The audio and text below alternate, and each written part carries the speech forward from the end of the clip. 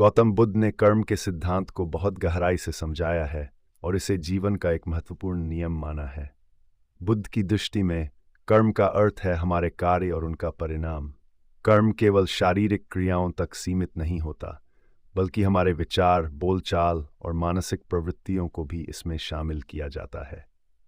बुद्ध की शिक्षाओं के अनुसार कर्म का नियम ऐसा है जो किसी को माफ नहीं करता और प्रत्येक व्यक्ति को अपने कर्मों के परिणाम का सामना करना ही पड़ता है। आइए इस पर गहराई से चर्चा करें।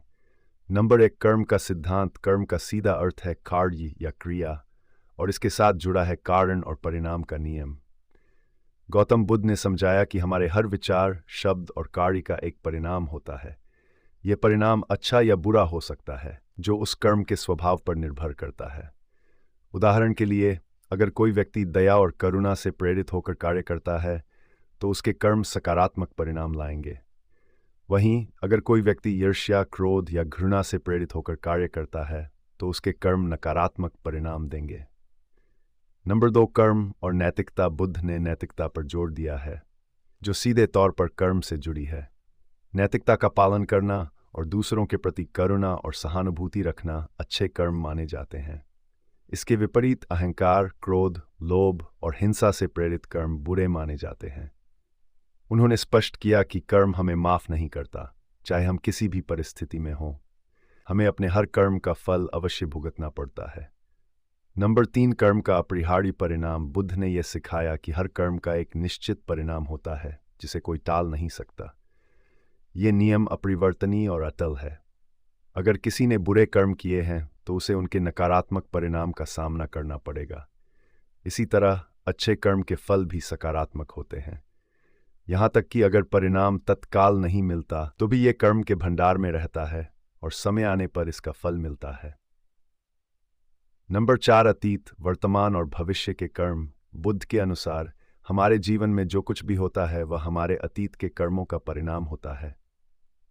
लेकिन इसका मतलब ये नहीं है कि हमारा भविष्य निश्चित है। वर्तमान में किए गए कर्म हमारे भविष्य को आकार देते हैं। इसलिए भले ही हमारे अतीत के कर्म बुरे हों, अगर हम वर्तमान में अच्छे कर्म करना शुरू कर दें, तो हम अपने भविष्य को बेहतर बना सकते हैं। नंबर 5, कर्म और पुनर्जन्म। कर्म का सिद्धांत पुनर्जन्म से भी जुड़ा है। बुद्ध ने यह सिखाया कि मृत्यु के बाद हमारी आत्मा उसी शरीर में नहीं लौटती, लेकिन हमारे कर्मों का प्रभाव अगले जन्म में जारी रहता है। यदि हमने अपने जीवन में अच्छे कर्म किए हैं, तो अगले जन्म में हमें सुख, समृद्धि और शांति प्राप्त होती है। वहीं बुरे कर्मों के परिणाम स्वरूप अगले जन्म में कष्ट और दुख मिल सकता है। कर्म का यह चक्र तब तक चलता रहता है जब तक व्यक्ति निर्वाण प्राप्त नहीं कर लेता।